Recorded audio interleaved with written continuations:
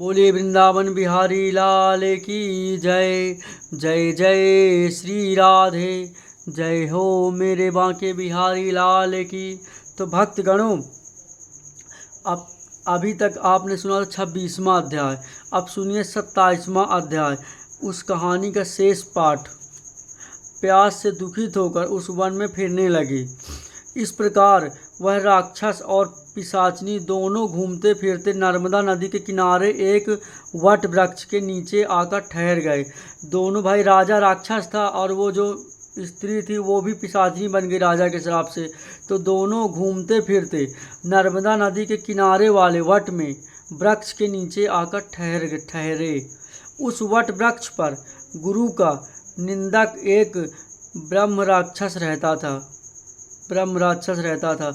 उन दोनों को वहाँ पर आया हुआ देखकर वह कहने लगा कि अरे तुम कौन हो और किस पाप से इस दशा को प्राप्त हुए। यानी कि वह राक्षस वो भी पूछने लगा कि तुम दोनों कौन हो और किस अपराध के कारण तुम दोनों को ये पिशाचनी और राक्षस का ये श्राप और रूप मिला है। मुझसे कहो, मुझे बताओ। यानी कि दोनों यह सोचने लगे कि कौन बोल रहा है। जब वह वृक्ष पर किनारे पहुँचे, निंदा करने के ब्राह्मण ने उन दोनों को वहाँ से आया हुआ देखा तो वह कहने लगा कि अरे तुम दोनों कौन हो, किस पाप के कारण ये दशा प्राप्त हुई। तब राजा ने अपना और पिशाचनी का सारा वृत्तांत, सारी कथा सुनाई। कहा कि अब आप अपने बारे में कुछ बताइए। उस राक्षस से कहा, पहले इन दोनों से उसने पूछा, अब इन्होंने पूछा उनसे कि आप भी कौन हैं, कहाँ से हैं, आप भी हमें बताइए, क्योंकि हम और आप आपस में आज से मित्र हो गए, इसलिए मित्र से कुछ भी छिपाना नहीं चाहिए। यानी कि उन्होंने राजा ने कहा कि अब आप आज से हम और आप मित्र हो गए। भाई, आप भी राक्षस हम भी राक्षस, तो दोनों राक्षस मित्र हो जाएंगे और मित्र से कुछ छिपाना नहीं चाहिए। जो मित्र से छल कपट करता है वह पाप का भागी होता है। इसलिए अब आप भी अपना संपूर्ण बातें वृत्तांत में हमें सुनाइए। तब ब्रह्म राक्षस कहने लगा कि हे मित्र, मैं मगध देश में प्रवीण सोमदत्त नाम वाला ब्राह्मण था।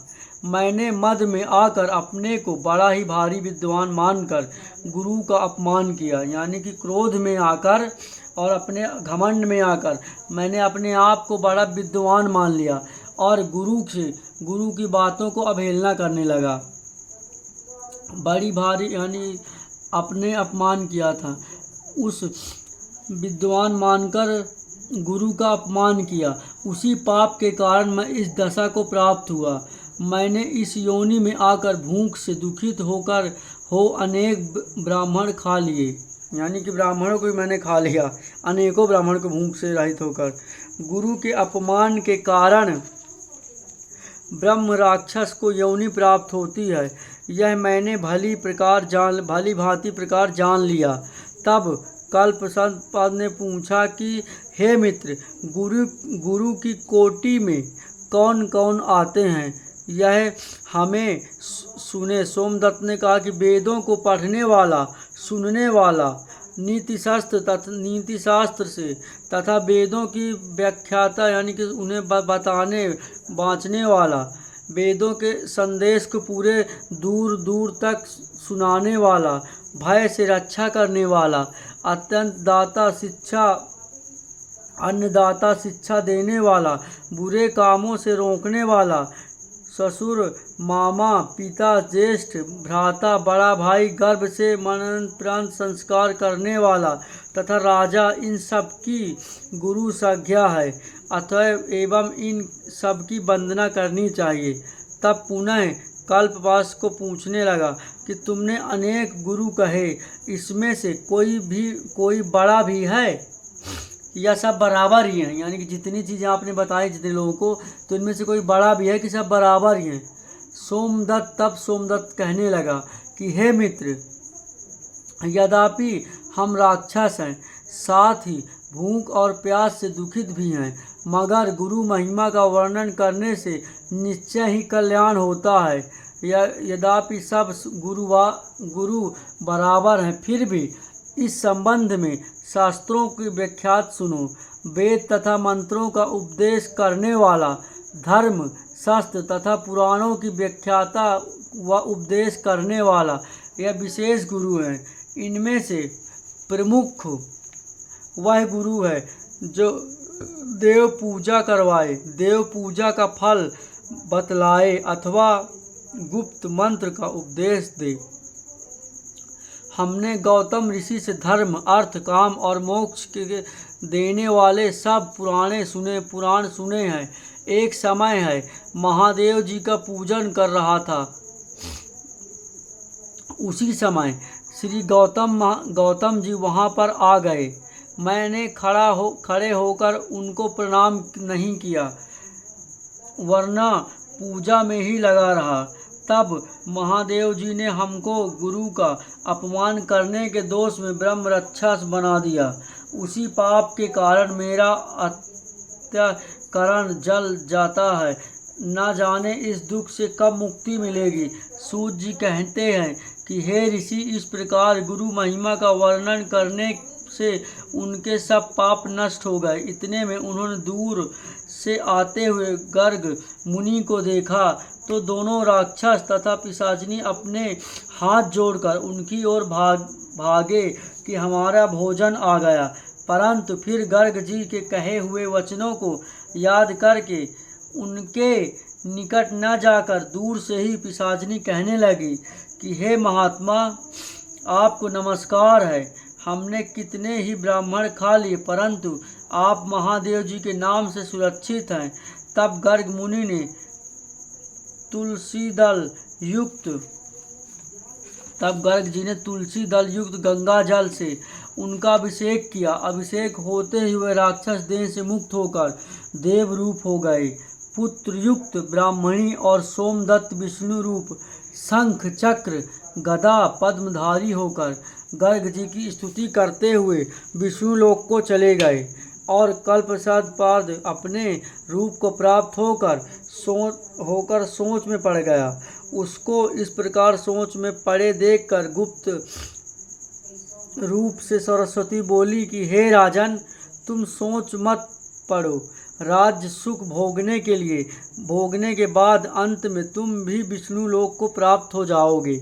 इन वचनों को सुनकर राजा आनंदित हो गया और तब पश्चात उसने अपने गुरु का स्मरण किया और गर्ग ऋषि को प्रणाम करके श्री गंगा की स्तुति की। फिर विष्णु का स्मरण करते हुए काशी चला गया। 6 मास तक काशी जी और गंगा और विश्वेश्वर महादेव दर्शन करता हुआ अति आनंद के साथ अपने राज्य में आया। तब गुरु जी ने उसका अभिषेक किया। तब पश्चात अनेकों भोगों को भोग कर अंतकाल में मोक्ष प्राप्त हुआ। सूत जी ऋषियों से कहते हैं कि इसमें आश्चर्य जैसी कोई बात नहीं है। भगवान का गुणगान करने वाला तथा काशी के सेवन से मनुष्य को अश्वमेघ मोक्ष प्राप्त हो जाता है। गंगा के स्नान से मनुष्यों के करोड़ों जन्म के पाप दूर हो जाते हैं। यानी कि काशी में जो रहता है उस मनुष्य को अश्वमेघ यज्ञ मोक्ष प्राप्त होता है, जो काशी में रहता है। बताइए काशी का कितना बड़ा महत्व है।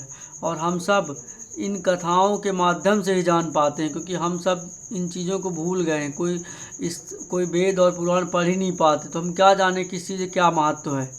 तो इसमें बताया गया इन कहानियों के माध्यम से कि काशी के सेवन से मनुष्य को अश्वमेघ मोक्ष प्राप्त हो जाता है और गंगा के स्नान से मनुष्यों के करोड़ों जन्म के पाप दूर हो जाते हैं। अतः आप सभी इन कथाओं को अपने दिमाग में स्मरण रखिएगा कि इन कथाओं से हमें अच्छे बुरे की पहचान होती है और हमारे अच्छे कर्मों से हमें क्या प्राप्त होता है, हमें ये भी पता पड़ता है इन कथाओं से। और ये भी पता पड़ता है कि बुरे कर्मों से हमारी क्या गति होने वाली है। तो भक्तजनों, आप सभी ज़्यादा से ज़्यादा अच्छे कर्मों पर ही ध्यान दीजिए कि किस में हमारा भला है, मानव तन हमें किस लिए भगवान ने दिया और हम क्या कर रहे हैं।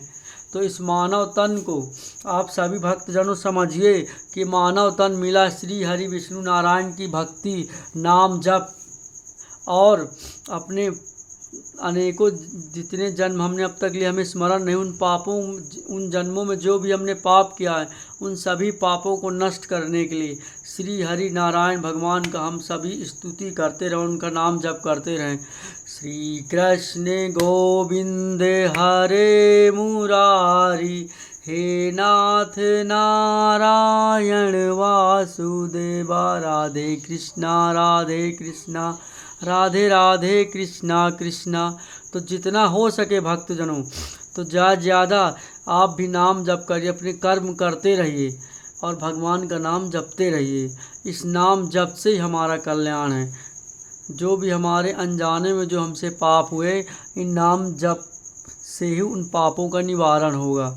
तो आप सभी इस चैनल पर, भक्ति के चैनल पर जुड़े रहिए और ज़्यादा हो सके तो वीडियो को शेयर करिएगा, ताकि यह संदेश और ये कथाएं उन भक्तों तक जा सके जो इन कथाओं से वंचित हैं। तो आप सभी बने रहें और ज़्यादा वीडियो को शेयर करें, चैनल को सब्सक्राइब करें। मैं पंडित गौरी शंकर आप सभी भक्तों का अपने इस कार्तिक मास के पावन पर्व पर इस YouTube पर हार्दिक स्वागत अभिनंदन करता हूं। तो बोले वृंदावन बिहारी लाल की जय, मेरे सावरे सरकार की जय। जय जय राधे, जय जय श्री राधे, जय जय श्री राधे।